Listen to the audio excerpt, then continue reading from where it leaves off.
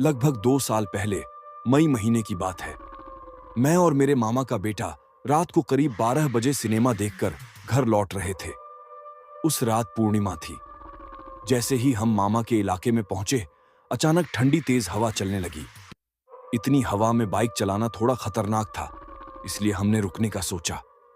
वहां एक पुराना बड़ा हवेली जैसा वाड़ा है जो पिछले 30 साल से बंद पड़ा है।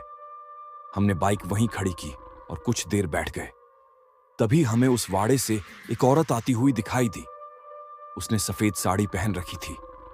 सबसे अजीब बात यह थी कि उसके सिर से खून बह रहा था। उसके सिर पर बिल्कुल भी बाल नहीं थे। वह पूरी तरह गंजा थी। उसका वह भयानक रूप देखकर हम दहशत में आ गए। वह औरत हमें घूरकर अजीब तरह से हंसने लगी। हम बुरी तरह डर गए। तुरंत बाइक स्टार्ट की और वहां से भागने लगे, लेकिन वह औरत हमारे पीछे दौड़ने लगी।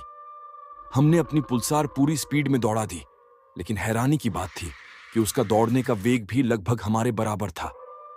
हमारा डर और बढ़ गया। वह औरत हमारा पीछा करते करते हमारे घर के गेट तक आ पहुंची और वहीं आकर रुक गई।